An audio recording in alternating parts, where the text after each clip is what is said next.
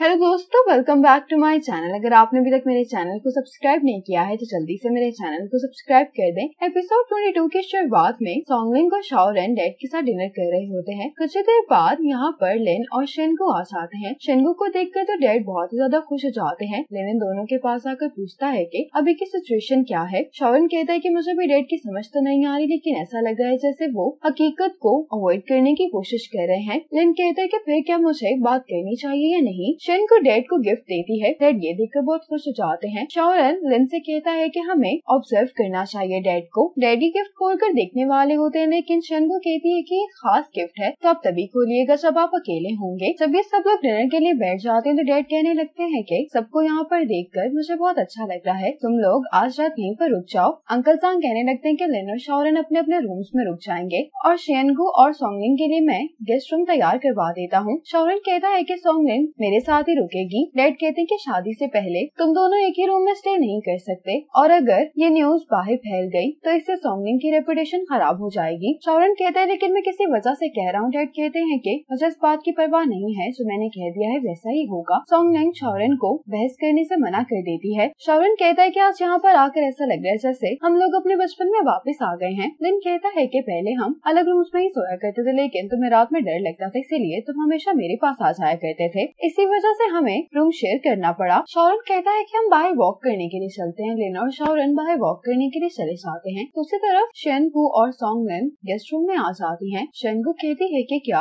Uncle Shao ने तुम्हें कुछ कहा तो नहीं। सॉन्गलिन कहती है कि ज्यादा कुछ तो नहीं कहा, लेकिन वो हमारे रिलेशनशिप से खुश नहीं है। शेनगू कहती है कि बस मैं स्ट्रॉन्ग रहना है, सब ठीक हो जाएगा। सॉन्गलिन कहती है कि हाँ मैं गिव अप नहीं करूंगी। शाओरेन और लिन अपने बचपन की बातें कर रहे होते हैं। शाओरेन अपने आप से कहने लगता है कि तुम बचपन से मुझे प्रोटेक्ट कर रहे हो, लेकिन इस बार मैं तुम्हें सब कुछ अकेले फेस नहीं करने दूंगा। लिन ये सोच रहा होता है कि शाओरेन अब बड़ा हो गया, शायद मैं शाओरेन को आखिरी बार प्रोटेक्ट कर रहा हूँ। अब डैड को गिफ्ट देखने लगते हैं जो कि शेनगू ने डैड को दिया होता है। शेनगू ने नोट पर ये लिखा होता है कि इस डॉक्यूमेंट को देखने के बाद आपको लिन की सारी एफर्ट्स के बारे में मालूम हो जाएगा जो उसने इस गेम प्रोजेक्ट के लिए की है। शायद आपको ये बात मालूम नहीं है, लेकिन लिन शुरू से ही शाओरेन और कंपनी को प्रोटेक्ट करता आया है। शाओरेन को प्रोटेक्ट करने की खातिर ही लिन ने कंपनी से रिजाइन दिया है। डैड अपने डॉक्यूमेंट्स देखने लगते हैं। शाओरेन लिन से कहता है कि अगर तुम्हें नींद आ रही तो तुम सो सकते हो, मैं बाहर जा रहा हूँ। लिन कहता है कि तुम इस टाइम कहाँ जा रहे हो। शाओरेन हंसते हुए कहता है कि मैं डेट पर जा रहा हूँ। अब शाओरेन सॉन्गलिन को मैसेज करता है कि मैं बाहर तुम्हारा इंतजार कर रहा हूँ। सॉन्गलिन शाओरेन से मिलने के लिए आ जाती है। शाओरेन कहता है कि शिंगटियन ने कोई प्रॉब्लम तो क्रिएट नहीं की। सॉन्गलिन कहती है कि नहीं। शाओरेन इससे पूछता है कि शेनगू के साथ तुम्हारी कन्वर्सेशन कैसे रही। सॉन्गलिन कहती है कि पहले तो मैं काफी नर्वस थी, लेकिन शेनगू से बात करने के बाद मेरे से दोस्ती हो गई है। सॉन्गलिन कहने लगती है कि शेनगू तुम लोगों को बहुत अच्छे से जानती है, क्या कहीं मेरे आ जाने की वजह से तो सब कुछ इतना कॉम्प्लिकेटेड नहीं हो गया। शाओरेन कहता है कि तुम्हारी मौजूदगी से मुझे फैसला लेने में आसानी होगी, तुम फिक्र मत करो, सब कुछ ठीक हो जाएगा। अब शेनगू लिन से मिलने के लिए आती है।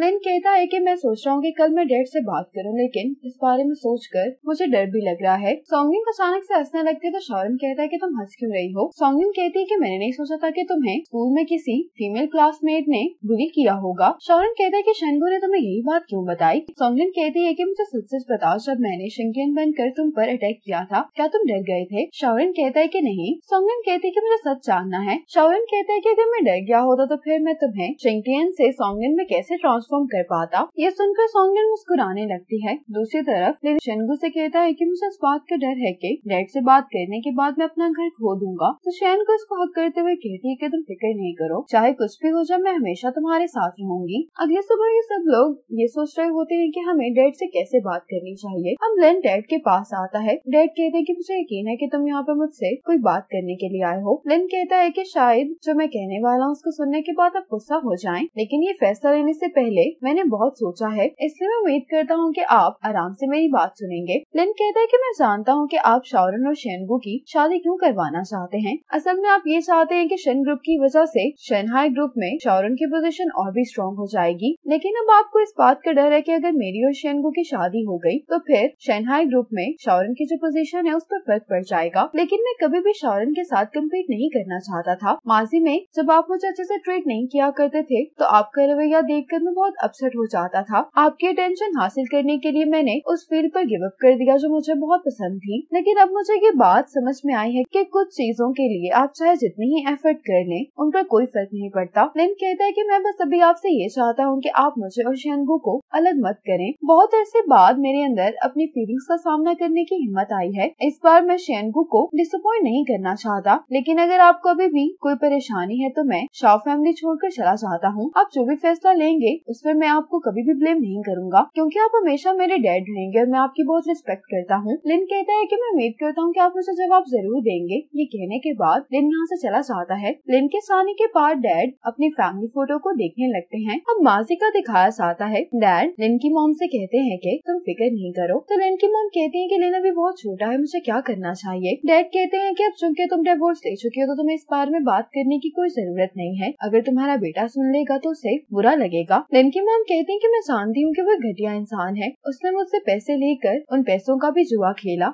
डैड कहने लगते हैं कि ऐसा दोबारा नहीं होगा, तुम इस जगह को अपना घर समझ सकती हो। अब लिन की मॉम लिन को लेकर यहाँ पर आ जाती हैं। डैड कहने लगते हैं कि तुम मेरे पास आओ, मैं तुम्हें कुछ अच्छा सा खाने के लिए लेकर देता हूँ। लेकिन लिन अपनी मॉम के पीछे छुप जाता है तो मॉम कहने लगती है कि ये थोड़ा सा शाय है, कुछ दिनों बाद ठीक हो जाएगा। मॉम लिन से कहती है कि अब से ये हमारा घर है और तुम इन्हें अब से डैड कहोगे। लिन कहता है कि सब मेरे अपने डैड हैं तो फिर मैं इन्हें डैड क्यों कहूँगा। ये बात डैड को अच्छी नहीं लगती। मॉम की पिक्चर देखते हुए डैड कहने लगते हैं कि अगर इस वक्त तुम यहाँ पर होती तो तुम क्या करती। लिन जब वापस आता तो शेनगू कहती है कि तुम्हारे चेहरे को देखकर तो लग रहा है कि जैसे डैड ने इनकार कर दिया है। तो लिन कहता है कि उन्होंने तो कुछ भी नहीं कहा। इतने में ही डैड यहाँ पर आ जाते हैं। डैड कहते हैं कि तुम लोग अब चूंकि अपनी खुशी को परस्यू करना चाहते हो, ये इस बात पर डिपेंड करता है कि तुम लोग काबिल हो या नहीं। डैड सॉन्गिन से कहते हैं कि तुम गेम के डिजाइनर हो, क्या तुम्हें शेयर होल्डर्स को एक्सप्लेनेशन नहीं देनी चाहिए। डैड कहते हैं कि क्या इस महीने के आखिर तक तुम गेम के बग को फिक्स कर सकती हो। सॉन्गिन कहती है कि मैं कर सकती हूँ। डैड लिन से कहते हैं कि कंपनी से रिजाइन करना एक गलत फैसला था, तुम इस तरह से कंपनी के मामलों को इग्नोर नहीं कर सकते। जब तुम कंपनी वापस आओगे तो तुम्हें मेरे लिए इन दोनों पर नजर रखनी होगी। गेम की रिपोर्ट तुम मुझे देते रहोगे। शेनगू कहती है कि इसका मतलब है कि आप लिन के कंपनी वापस आने पर मान गए हैं। डैड कहते हैं कि तुम सब लोगों में से सिर्फ लिन ही मैच्योर है, इसकी निगरानी के बगैर फ्यूचर में कोई और बड़ा मसला भी आ सकता है। शारोन को अपने भाई के लिए बहुत खुशी हो रही होती है। डैड लिन से कहते हैं कि तुम्हें ये बात अंकल शन को साबित करनी होगी कि तुम शेनगू को खुश रख सकते हो। लिन भी ये सुनकर मुस्कुराने लगता है। डैड शेनगू से कहते हैं कि तुमने जो मुझे तोहफा दिया था वो मुझे बहुत पसंद आया है। वापस आते हुए सॉन्गलिन शारोन से कहती है कि तो ये तुम्हारे प्लान का हिस्सा था। शारोन कहते हैं कि थोड़ा मुश्किल मेथड था लेकिन ये तरीका कामयाब रहा है। सॉन्गलिन कहते कि फिर तुमने मुझे पहले क्यों नहीं बताया, मैं बिना वजह सोच कर परेशान हो रही थी, हम मिस्टर शाओ को कैसे डील करेंगे। शारोन कहता है लेकिन अगर वाकई में मैं तुम्हारी खातिर कंपनी छोड़ देता तो फिर तुम क्या करती। सॉन्गलिन कहती कि फिर मेरे पास पैसा कमाने के अलावा और कोई ऑप्शन नहीं था, क्योंकि पैसा कमा कर ही मैं तुम्हें सपोर्ट कर पाती। ये सुनकर शारोन मुस्कुराने लगता है। आज युनफे नैन के पास आता है। नैन कहता है कि तुम यहाँ पर क्या कर रहे हो, तो युनफे कहता है कि मैं बॉक्सिंग करना चाहता हूँ। नैन कहते हैं कि क्या तुम्हारा मूड खराब है। युनफे बॉक्सिंग करना शुरू करता है लेकिन इसे बॉक्सिंग करनी नहीं आ रही होती। ये देखकर नैन को गुस्सा आ रहा होता है कि आखिर ये कर क्या रहा है। नैन कहता है कि मुझे लगता है कि ये स्पोर्ट तुम्हें सूट नहीं करती। युनफे कहने लगता है कि मैं तो बॉक्सिंग भी नहीं कर सकता, मैं एक लूजर हूँ। नैन कहता है कि मैं तुम्हारा मजाक नहीं उड़ा रहा, तुम डॉक्टर हो इसलिए मैंने कहा कि तुम्हें ये स्पोर्ट सूट नहीं करती। युनफे कहता है कि क्या तुम्हारे पास ड्रिंक्स हैं। नैन कहता है कि हाँ है। युनफे कहता है कि मैं ड्रिंक करना चाहता हूँ। नैन इसके लिए ड्रिंक्स लेने के लिए चला जाता है। इसी मोमेंट पर एपिसोड 22 खत्म हो जाती है।